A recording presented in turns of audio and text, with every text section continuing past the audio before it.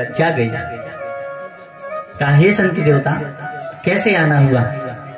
कहा, मैंने सुना है यह प्रकांड विद्वान अजामिल जी का घर है। तो कहा, एक बात सत्य है, दूसरी नहीं। तो कहा, सत्य कौन सी है? तो कहा, अजामिल का घर तो है, लेकिन वह विद्वान नहीं है, वह अधम है। मैं एक वेश्या हूं और उसने मुझसे विवाह कर लिया है, और यदि आप वह धन, मेरा धन लेकर जाओगे तो आपकी बुद्धि भी खराब हो जाएगी। भाई, जैसा हम अन्न खाएंगे वैसा मन होगा, इसलिए अच्छा अन्न खाना चाहिए। वेश्या कह रही है कि हे संत जी, हम आपको भिक्षा नहीं दे सकते। बच्चों ने, शायद किसी ने जिसने आपको रास्ता बताया है, उसने आपसे मजाक की होगी, हंसी करी है, क्योंकि यह जो घर है यह दुष्ट अजामिल का है। मेरा पति जो है तो ब्राह्मण, लेकिन वह अधम हो चुके हैं, चोरी करते हैं, रास्ते में जो मिलता है उसका धन छीन लेते हैं। और आप लोगों से हाथ जोड़कर निवेदन कर रही हूं कि आप भी यहाँ से निकल जाइए, कहीं हमारे पति देव आ गए तो आपके दंड कमंडल भी नहीं बचेंगे, वो भी छीन लेंगे। तो संत सोचने लगे कि यदि हम यहाँ आए हैं तो कोई ना कोई कारण जरूर है। भाई, प्रभु ने यदि हमें यहाँ भेजा है तो शायद इस अधम अजामिल का उद्धार करने के लिए भेजा हो। संतों से बड़ा परोपकारी कोई नहीं होता इस दुनिया में। भाई, साधु क्यों कहा जाता है? साधु शब्द कहां से बना है? साधनोति परकारेति यस्य सः साधु। व्याकरण कहती है कि साधु कौन है? जो परोपकारी हो, दूसरों का कार्य करता हो। साधनोति परकारेति यस्य सः साधु। भाई, अकेली भगवा रंग की लुंगी लपेट लेने से, जटाएं बढ़ा लेने से कोई साधु नहीं बन जाता। सब कर सकते हैं। आपसे कह दें आप लुंगी लगा लेंगे, आपसे कह दें आप जटा रखा लेंगे। भाई, वस्त्र पहनने से कोई साधु नहीं होता, वस्त्र पहनने से कोई पंडित नहीं होता। उसको वो कर्म तो आना चाहिए जो उसका कर्म है। तो साधु कैसा होता है? परोपकारी होता है, सदा उसका जीवन दूसरों के हित के लिए होता है। संतों का जो जीवन है वह सदा दूसरों का हित के लिए ही जीवन भर लगे रहते हैं। आपने देखा होगा, आप कहीं पर भी आश्रम में जाइए, किसी भी संत के यहाँ, वहां निरंतर भंडारे चलते रहते हैं। और वो यह नहीं पहुंचते कि हमारे रिश्तेदार आए उन्हीं को खिलाना, हमारे जान पहचान के आए तो उन्हीं को खिलाना। भाई, वहां तो परोपकार चल रहा है, जो आए सो प्रसाद पाए, निरंतर दरबार लगा रहता है। संत ऐसे ही होते हैं। इसीलिए मैंने एक दिन और कथा में कहा था कि संतों से कभी छल मत करना, कभी उनका अपराध मत कर देना। जाने में करो चाहे अनजाने में करो, क्योंकि संतों का जब अपराध हो जाता है तो हिरण्याक्ष और हिरण्यकशिपु जैसी गति होती है। आपने देखा ना, सनक सनंदन सनत कुमार का अपराध किया था जय और विजय ने, भगवान के द्वारपालों ने अपराध किया था, वह नहीं बचे तो हम तो आम मनुष्य, हम कैसे बचेंगे? भाई, भगवान के द्वारपाल नहीं बच सके यदि संतों के क्रोध से, तो हम कैसे बचेंगे? इसलिए सदा जीवन में संत, गुरु और ब्राह्मणों का अपराध मत करना। तो आज यह संत जो पधारे हैं अजामिल के घर पर, सोच रहे हैं कि प्रभु ने यदि भेजा है तो कुछ ना कुछ कार्य करने के लिए भेजा होगा। कहते हैं, देवी, यदि आप हमें भिक्षा नहीं दे सकती, मैं स्वीकार करता हूं आप जो कह रही हैं सत्य कह रही हैं, आपका अन्न हम लोग ग्रहण नहीं कर सकते, परंतु एक बात हम आपको आज बता के जा रहे हैं, आपके कल्याण की है, आप स्वीकार करोगी? हाँ महाराज, बताइए, मैं कुछ तो सेवा कर सकूं आपकी। यदि आपको कुछ दे नहीं सकती तो आपकी कम से कम बात तो मान सकती है। तो आज जो संत महाराज थे, सभी संतों ने कहा, अगली बार जो तुम्हारे यहाँ पुत्र हो उसका नाम तुम नारायण रखना। अगली बार जो पुत्र हो उसका नाम नारायण रखना, और उसी पुत्र के द्वारा तुम्हारा मोक्ष हो जाएगा। यहाँ पर अजामिल की जो पत्नी है, वेश्या है, वह स्वीकार कर लेती है कि ठीक है प्रभु, आप जैसा कह रहे हैं हम वैसा ही करेंगे। संत महात्मा वहां से चले जाते हैं। अजामिल आता है। अजामिल देखता है कि बाहर कुछ खड़ाओं के निशान उछरे हुए हैं। पूछता है, घर में कोई आया था क्या? कहा कोई नहीं आया। कहा बाहर तो लग रहा है जैसे कोई आया हो। कहा नहीं, आपको ऐसा ही लग रहा होगा, कोई नहीं आया। वो सोचने लगी अभी बता दूंगी कि संत महात्मा आए थे तो यह उनसे लड़ने के लिए चला जाएगा, दुष्ट तो है ही। तो यहाँ पर जब अगला बालक हुआ तो उस वेश्या ने उस बालक का नाम नारायण रख दिया। अब जब अजामिल का अंत समय आया, वृद्ध हो गया अजामिल। भाई देखो, जब तक युवा है तब तक तो चोरी डकैती सब कुछ करी, और जब काम करता है तो सबसे छोटा जो पुत्र था नारायण, उससे प्रेम अधिक होता है छोटे वाले बालक से। तो दिन भर वह नारायण पानी लाओ, नारायण भोजन लगाओ, दिन भर नारायण नारायण का जप करते रहता पुत्र के बहाने।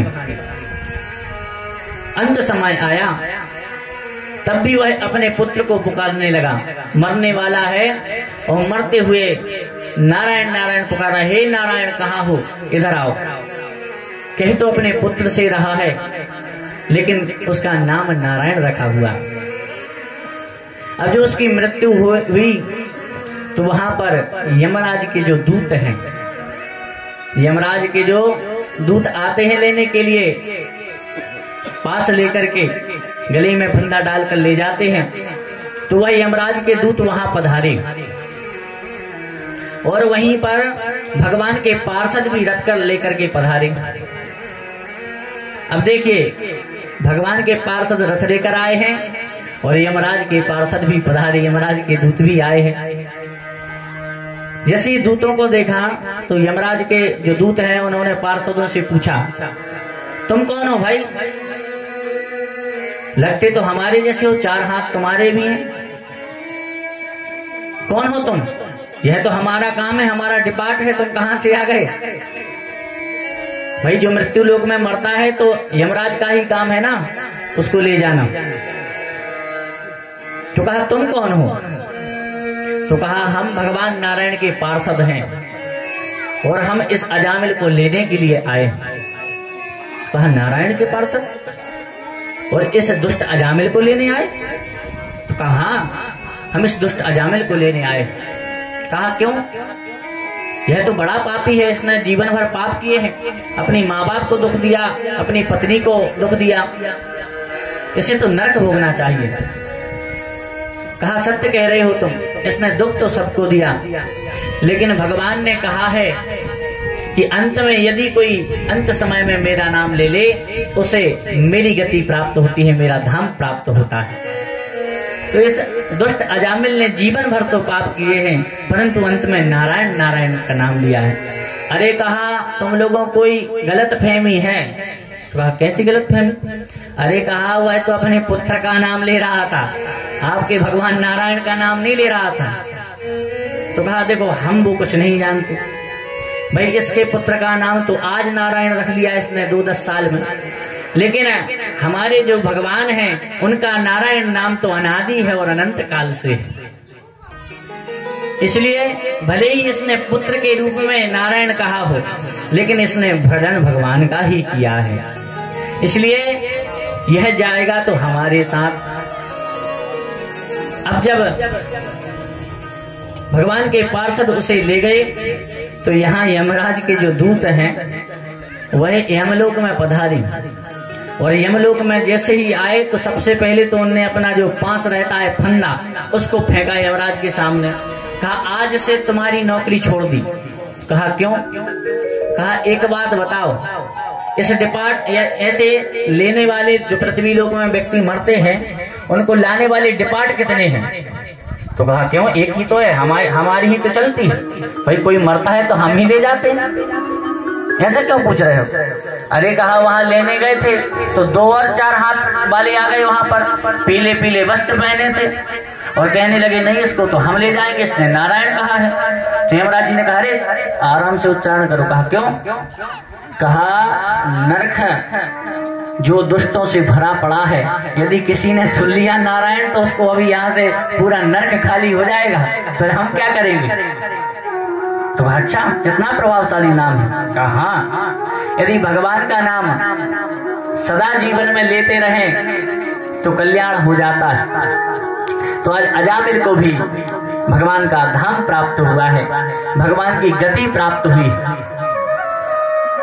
तो कैसे गति? इतने दुष्ट होने के बाद फिर हम अजामिल जैसे तो दुष्ट है ही नहीं, हम तो भाई इतने पाप भी नहीं करते, अनजाने भी यदि हमसे हो जाए तो हो जाए, जानबूझकर तो नहीं करते हम भाई। अनजाने में पाप यदि हमसे हो जाए तो हो जाए।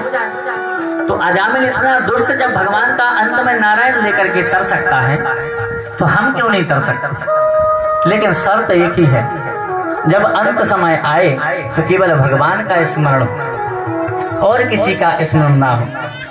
आइए हम भगवान का नाम लेते हुए कथा में आगे बढ़ेंगे। बोले वृंदावन बिहारी लाल की जय। नाम जपत सन नाम प्रसादो शंभो अविनाशी, नाम प्रसाद शंभो अविनाशी। ओ नाम प्रसाद शंभो अविनाशी, प्रसाद शंभो अविनाशी, नाम प्रसाद शंभु अविनाशी। साधु अमंगल मंगल राशि, साधु अमंगल मंगल। हो सज धज कर जिस दिन मौत की, हो सज धज कर जिस दिन मौत की सहजादी आएगी।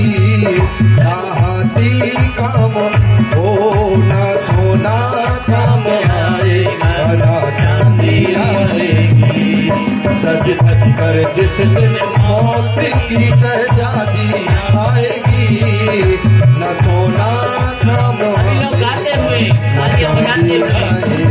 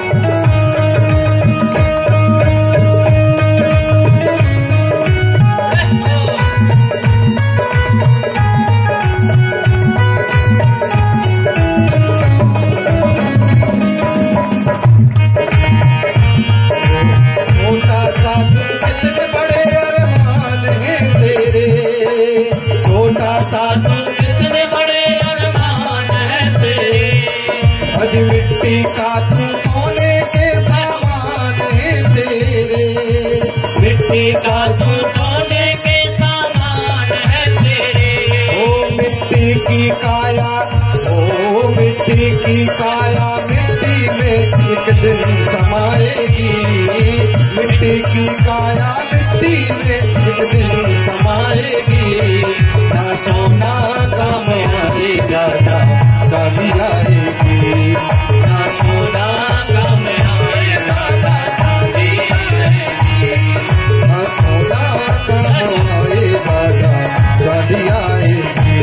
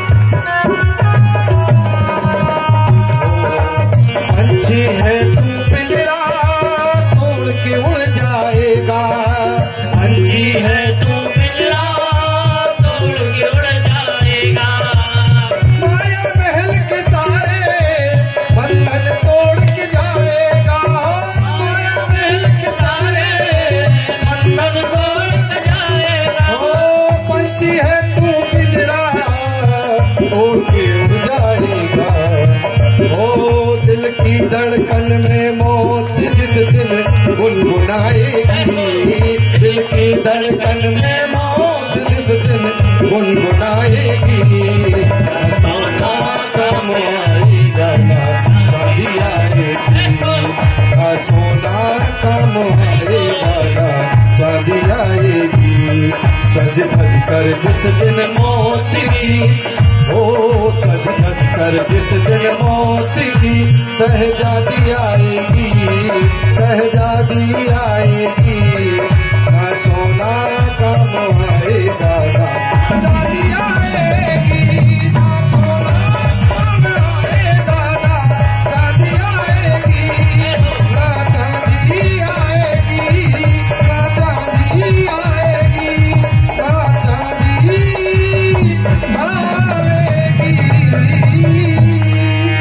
नाम हरि लाल की जय। इस संसार में यदि हमें कोई बचा सकता है तो केवल भगवान का नाम।